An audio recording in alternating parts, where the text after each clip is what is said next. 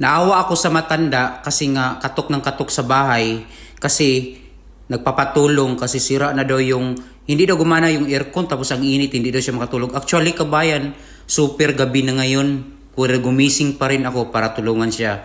At meron namang siyang mga kalahing kasama dito pero hindi siya tinulungan. Nagbabalik na naman si Boy Kubos, ang pinakamagaling na electrician dito sa abroad at hindi basta-basta gumawa. Oh my goodness. May katok ng katok sa kwarto ko. Akala ko babae, akala ko kabayan kasi papasukin ko sana. Pero paglabas ko, ito palang tao na to. Yung kasamahan ko ba na matanda na. Sabi niya, hindi talaga ako makatulog Boy Kubos. Grabe talaga yung Sabi niya may nagbukas pero iniwan man, hindi nakayanan kasi natakot daw sa kasi nag-open wire na eh. Yung kalahi niya binuksan pero natakot man. Kasi siyempre, kailangan talaga ng pinakamagaling na electrician dito sa abroad eh. Naalala ko sa sarili ko na ako pala yung pinakamagaling dito kaya tinulungan ko talaga siya. Pero ang totoo, hindi siya tinulungan ng mga kalahi niya. Hindi siya tinulungan kasi itong matanda na to, may attitude ba? So hindi siya tinulungan. Kahit kami kabayan, hindi kami magkasundo. Pero itong oras na to, kasi emergency na to, hindi siya makatulog at inisip ko na parang papa ko na to. Pero kung isipin ko na magkalaban kami kasi hindi kami magkasundo, kasi yung kalahi niya nga hindi sila magkasundo eh, paano na lang ako? Pero naisip ko na parang papa ko to, kaya tinulungan ko, pumunta ako kahit alam mo, grabe yung pagod ko sa trabaho kanina, natulog ako ng maaga sana. Pero mayroon mang katok ng katok. Akala kong sino ba? Akala ko kabayan ba? Babae ba? So kung babae, pinapasok ko sana. Pero ito pala yung nakita ko, itong kasamahan ko. Sabi niya sa akin, Boy Kubos, tulungan mo ako.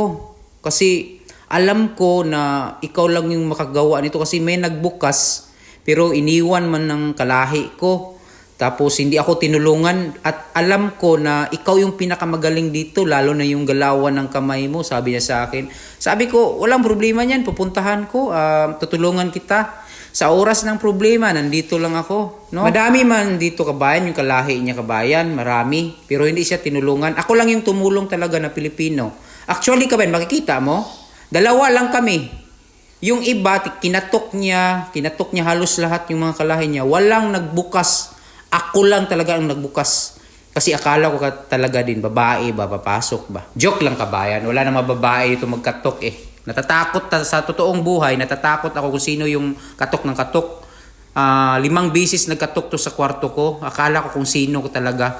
Pero hindi ako nakatiis, binuksan ko. So pagbukas ko, kasamahan ko pala to sa trabaho na matanda na, medyo may edad na. Sabi niya, hindi ko kaya, hindi ako makatulog ng maayos. Tapos hindi pa ako nakaluto, magluluto pa ako ngayon kasi kanina hindi ko kaya talaga kasi meron na pumunta yung kasamahan ko na sabi niya may kalahi akong nag dito pero naputukan kasi nakita mo naman na parang nakurintihan ba kasi nakita mo naman kabayan walang balat yung mga wire, walang balat. So, natakot daw, hindi na bumalik. Sabi ko, walang problema. Ako ang pinakamaling na electrician dito sa abroad. Ako. Kaya gagawin ko yan para maging okay ka, makatulog ka. Kasi ako wala ding tulog, no? Tapos na kabayan, tapos na. Yan, gumana na yung aircon. Uwi na ako kabayan kasi wala din akong tulog. Pinagpawisan din ako. So, good night sa inyo kabayan. Hindi basta-basta. Oh my goodness.